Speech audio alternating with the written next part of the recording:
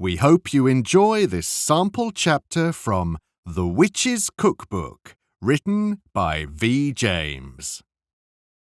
There is a place where songs are born, where the delicate spirits of music open sleepy eyes to see their first dawn. Imagine how long a song lives, yet this is their first day. This is a place where the rain falls just hard enough to send the little one scurrying for cover, but just softly enough to deposit shining globes of water on the tops of the leaves. A land of deep dells, cool ponds, healthy lily pads, and bright, sunny mornings. This is the world of Faerie. At least, Faerie is what the beings who live in the world of men and women call it. The more formal beings here call it Freya's Gart, which means, of course, Freya's garden. Living in such a magical place are all the creatures of good magic you can imagine and more. Oh, you know some of them. There are the fairies, of course, from which the world gets its name. Brownies you may have heard of, and you may even have been pinched once or twice by pixies, yes? No? Well, don't be surprised if it happens. There are many, many others, too many to name. The Sgahm, nut-browns, haddies, and the pillar-docks come to mind. The gentle Sgahm stand not so tall, with good shoes on, perhaps as high as a stalk of wheat. Sgahm like songs and looking up at the stars. Sgahm like sunny mornings, butterfleece blooms in the summer, strings of dried corn in the autumn, and fireplaces in the winter. Tardnattle, a Sgahm, opened the heavy wooden door of his cottage and took a deep breath of the brisk mountain air. He looked out into the beautiful day. Spring birds twittered in full song. A delicate breeze cooled the air, brushing the trees gently, making them dance in the green and orange dawn. Tardnattle's star antenna twitched as it picked up the distant rumble of thunder. But it felt so far away the little Sgahm was sure no storm would ruin his plans. After all, he'd been waiting for this special day for weeks.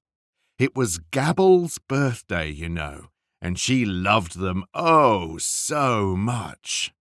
Their plans for the day were many. First, they would picnic on Green Meadow, followed by a game of go and hide on the edge of the wood.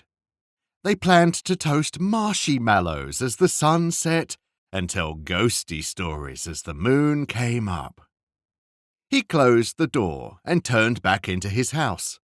2 bright splashes of colour in his tiny cottage, the presents he'd wrapped up, stood ready for Gabble to unwrap and ooh over.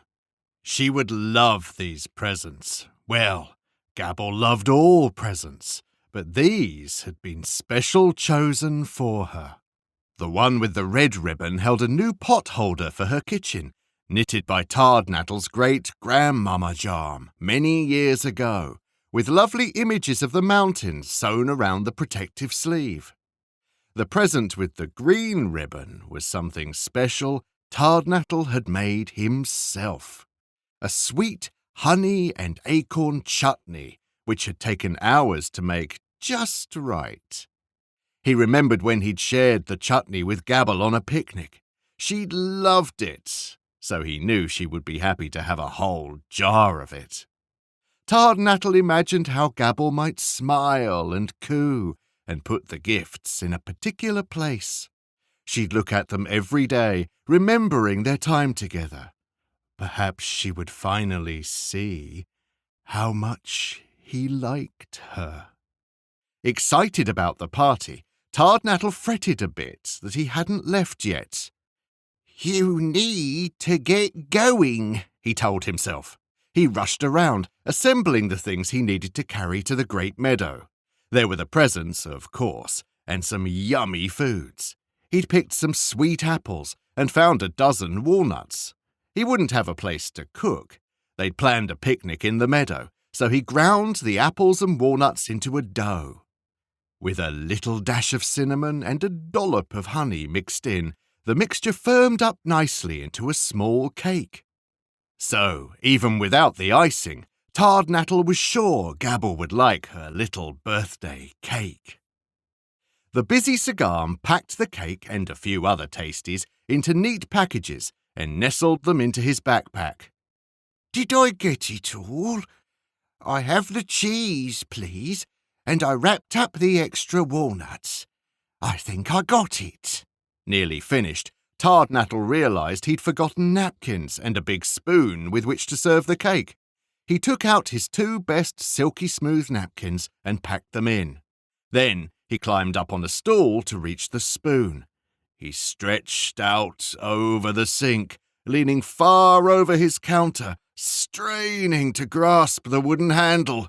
As he did so, his elbow nudged a large pitcher, and before he knew it, the pitcher spilled over, blueberry juice pouring across the counter, straight down into his right shoe. "Oh, no!" groaned Tardnattle. "My new shoes!" What a mess! It took him several minutes to wipe up the spill. He sat down and started cleaning his shoe, murmuring all the while. "Better hurry and get going, Tardnattle," he told himself. "It's a long enough walk without you tarrying. Come on now, up and on to Green Meadow." At last he was ready. The backpack felt a bit too heavy, but Tardnattle thought it would be okay. He was doing it for Gabble. He carried the presents by their ribbons and grabbed his walking stick on his way out. About 10 steps out the door, Tardnattle glanced back at the house, wondering if he'd forgotten anything. He thought his cottage looked a wee bit sad, with its drooping thatch roof and cold chimney. He shrugged. "Don't worry, I'll be back soon," and started across the clearing. He stepped onto the crunchy stones of the wagon path. Passing through a group of fairy trees, he saw the long tree bridge up ahead and heard the thunder of roaring river. It was usually more of a babbling stream up here in the mountains, but today it lived up to its name. Tardnattle's short legs were perfect for puttering around his tiny house, but not so for passing through deep water. He knew from the sound the little creek that normally gurgled lazily past his door would be impossible to wade across today without even having to look.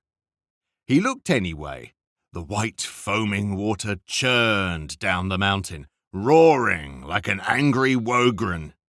Tardnattle had a little song he sang to himself when he crossed the tree bridge.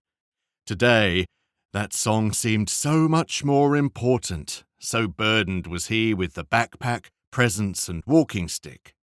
A counting song he'd learned from Mama Sgahm when he was but a wee Sgahm. She called it the Calm Sgahm Song. "First there's 1, take a step, nice and steady, 2, 3, 4. When you get to 5, glance down, oh my, that's okay. 6, 7, steady to 8 and start again. First there's 1, take a step," and so on. He might have changed a few words, but the song kept his mind focused on preserving his balance and taking steps. It also helped him not to pay any attention to the roaring river below. When he got to the end of the tree bridge, he relaxed and smiled. "Works every time," he said to no one in particular.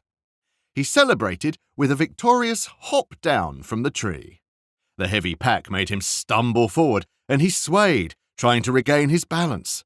The present with the green ribbon, the special chutney, started to come loose from his fingers and tumbled out of his grasp. Before he could stop it, it fell and began rolling down the bank toward the rushing waters of the creek. "No!" cried Tardnattle as he leapt into motion, running down the bank as fast as his short legs would carry him. He flailed with his right arm, and his happy old walking stick went flying, splashing into the centre of the raging water. The present bumped into a wet rock and took a jump up into the air. Its next landing place would be in the cold mountain water. Tardnattle lunged forward and reached out his hand, stretching his arm as far as it would stretch. The muddy shore of the creek made him slip toward the water, but all Tardnattle could think was to save the present. He felt the package against his hand and snapped his fingers shut around the green ribbon. Just as he realized he had caught the runaway gift, his heavy pack shifted forward and he lurched toward the creek. It seemed his whole self would soon be swimming, presents, food and all. He jammed his foot down hard to stop himself from pitching into the water. It worked. He felt so glad, and he let out a happy breath. Then he felt the cold water and wet mud filling in his right shoe. "Ow! Push water!" muttered the Sgahm. He squeezed the present gently, and then a bit harder. The jar of chutney hadn't broken. "Thank the mother," he said. With no chance to stop to clean his shoe and time running out to get started, Tardnattle decided to walk as fast as he could. As he huffed along the path, his one shoe made a squish sound with every step. Step, squish, step, squish. He couldn't wait to get to Green Meadow where he could take off his shoe. Well, shoes. You wouldn't take just one off, would you? He would put them in the sun to dry. The path ahead appeared well worn by the farmers who'd used it to take their harvest to market for centuries. Tardnattle walked up the long rise, forest on his bulb side and the valley off to his star side.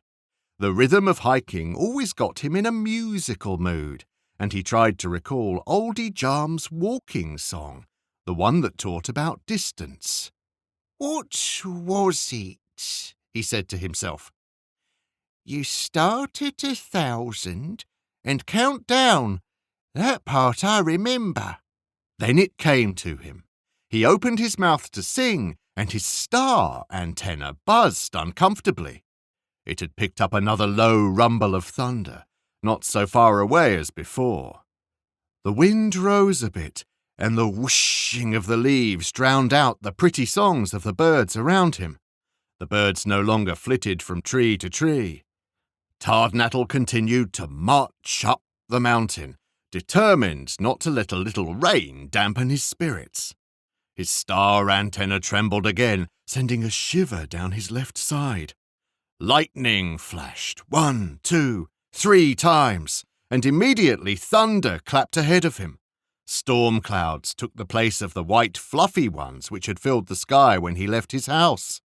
These dark grey and black forms looked like giants gathering in the sky, scowling at him, scheming to ruin the lovely day they had planned.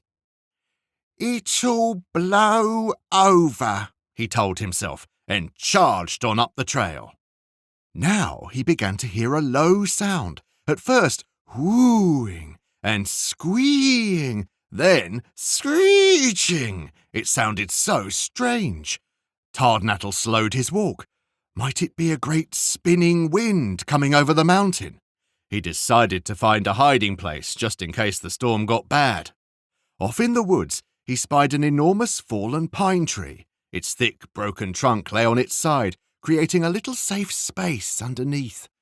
Tardnattle ran for it. There came a few more quick flashes of lightning, and the air cracked with thunder. It popped so loudly it hurt Tardnattle's ears and star antenna. He threw up his arms in fright, dropping the presents. As he scrambled to pick them up, 2 more great booms of thunder shook the ground, and he could smell the rain coming. He rushed under the great trunk of the old tree, glad to be able to find cover as the rain pelted the ground. The storm came roaring in. A very scared Tardnattle peeked out between the branches to see the storm. But the Sgahm saw much more than just lightning.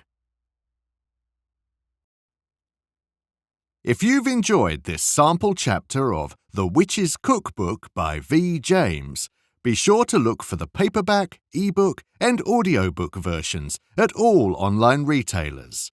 And please click like and subscribe to our channel. Thank you for listening.